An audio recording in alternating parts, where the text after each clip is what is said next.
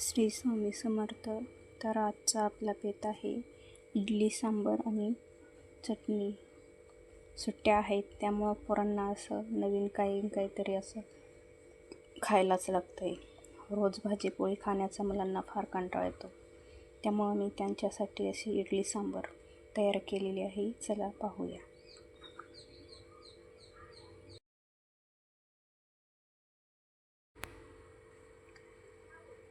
इडलीचं पीठ तयार करण्यासाठी मी रेशनचा तांदूळ घेतला 6 वाट्या, 2 वाट्या उडदाची डाळ रात्रभर भिजत घातली.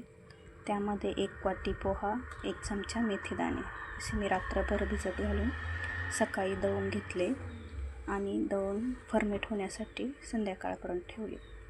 त्यानंतर अशी भांड्याला तेल लावून इडली पात्रामध्ये घातला. त्यामध्ये मीठ आणि अर्धा चमचा खाण्याचा सोडा घातला इडली बनवण्यासाठी. सोडा घातला का इडली छान खुसखुशीत होती. सांबारसाठी भाजीपाला घेतला आहे, तो धुवून आपण त्याला थोडंसं वाफवून घेणार आहोत. यामध्ये थोडेसे पाणी घालून आपण गॅसवर ठेवून देणार आहोत. त्यामध्ये आपण थोडेसे मीठ घालणार आहोत भाज्या शिजण्यासाठी.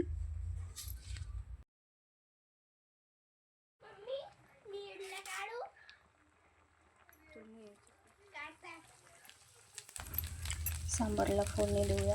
1 चमचा मोहरी घातली, 1 चमचा जिरे कढीपत्ता घातलेला आहे.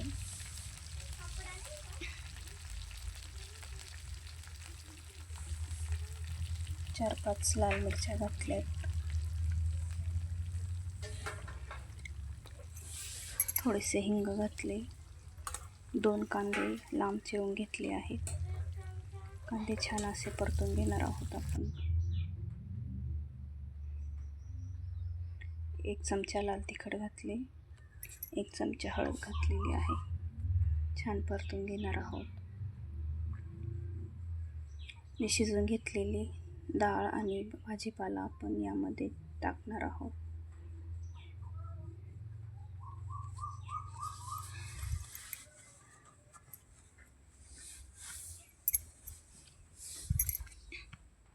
सांबार मसाला घेतलेला आहे.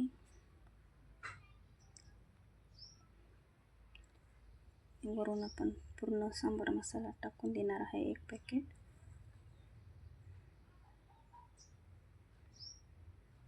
छान असे उकळी येऊ देणार आहोत आपण सांबारला.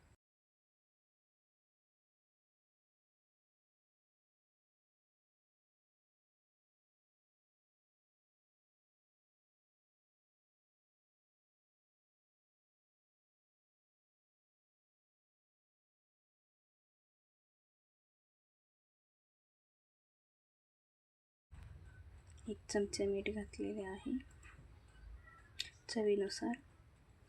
तुम्हाला हवं तेवढे घट्ट पातळ सांबार तुम्ही बनवू शकता. हे पहा, आता छान अशी लुसलुशीत आपली इडली खाण्यासाठी तयार आहे. चटणी पण खूप छान लागते इडली बरोबर. आमच्या श्रद्धाला इडली सांबार खूप आवडते. खूप खुसखुशीत अशी इडली तयार होते.